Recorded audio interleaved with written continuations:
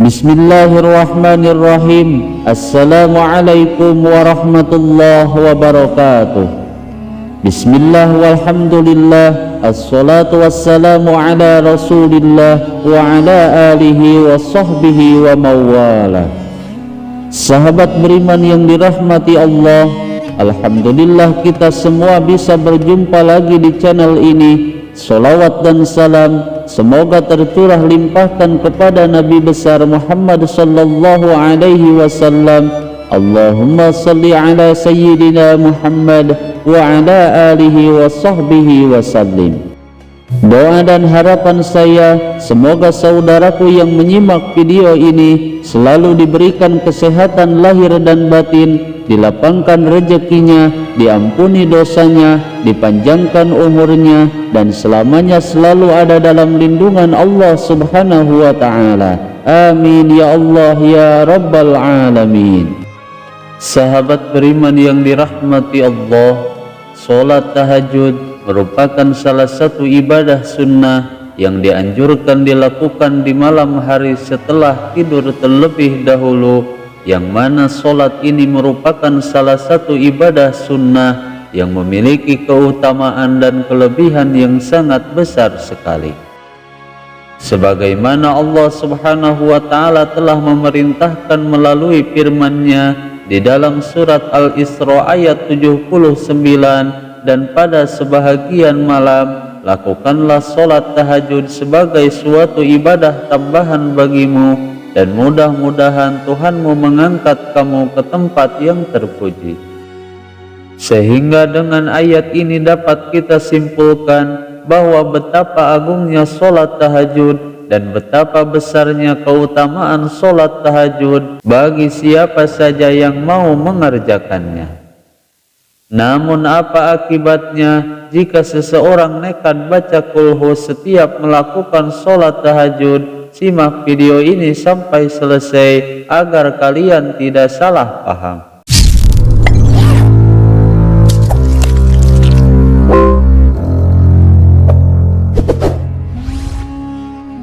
Sahabat beriman yang dirahmati Allah, dalam mengerjakan sholat tahajud terkadang seseorang tidak serta-merta selalu membaca bacaan surat yang panjang saja, namun kadang membaca surah-surah yang pendek dengan penuh khusyuk karena Allah, yang terkadang itu lebih disukai oleh Allah subhanahu wa ta'ala.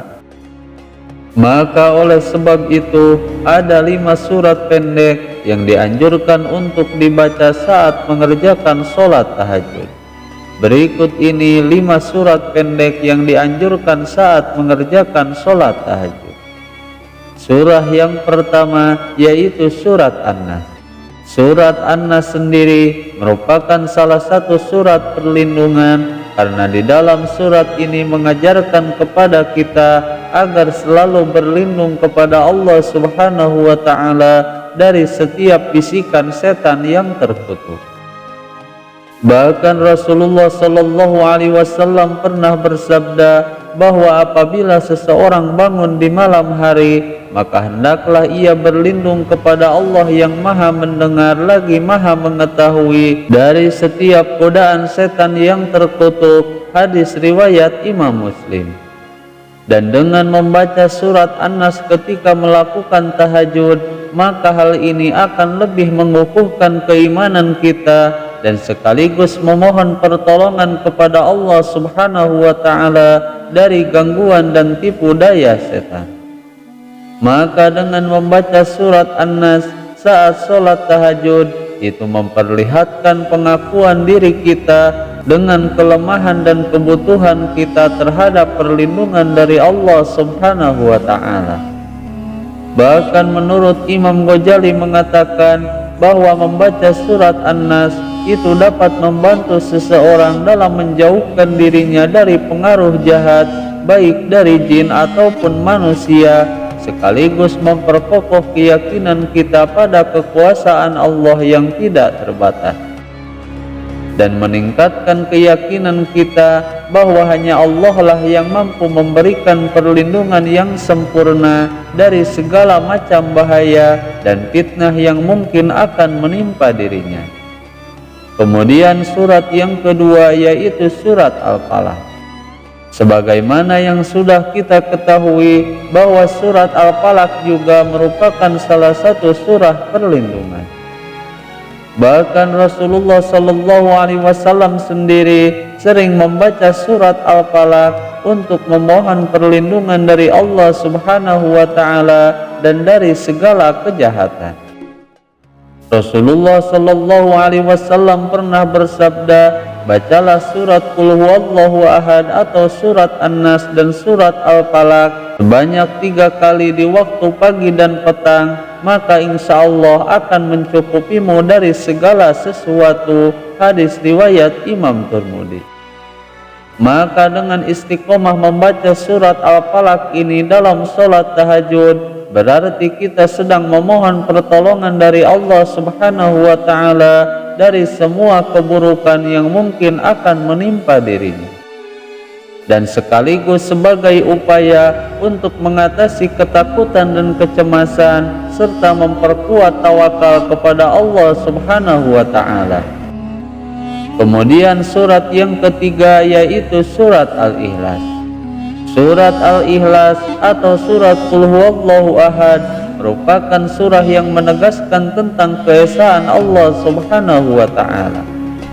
Adapun untuk keutamaan dan kelebihan membaca surat Al-Ikhlas ketika sholat tahajud, Rasulullah Shallallahu Alaihi Wasallam pun pernah bersabda, apakah kalian tidak mampu membaca dari sepertiga Al-Quran dalam satu malam? Maka bacalah surat Qul Huwallahu Ahad atau surat Al-Ikhlas, dan itu setara dengan membaca dari sepertiga Al-Quran.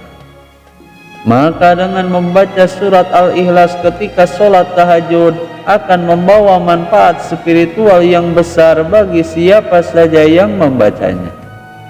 Kemudian surat yang keempat yaitu surat Al-Humajah. Surat Al-Humajah ini menggambarkan tentang celakalah orang-orang yang mengumpul-ngumpul harta dan menghitung-hitung harta. Bahkan surat ini mengingatkan kita tentang akibat buruk dari perilaku menggunjing dan juga meremehkan orang lain, dan bahkan dengan tegas mengecam setiap perilaku tersebut.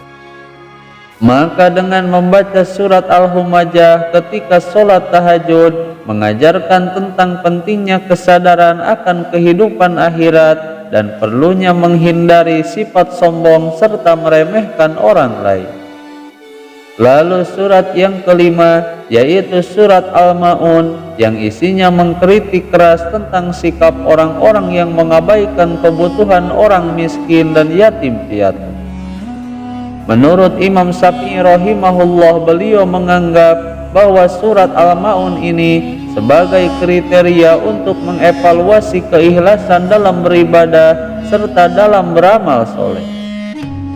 Maka dengan membacanya ketika sholat tahajud itu akan mengingatkan kepada kita agar selalu mengevaluasi niat dan amal perbuatan kita, dan senantiasa selalu peduli dan membantu sesama, terutama kepada orang-orang yang membutuhkan seperti fakir miskin dan yatim piatu.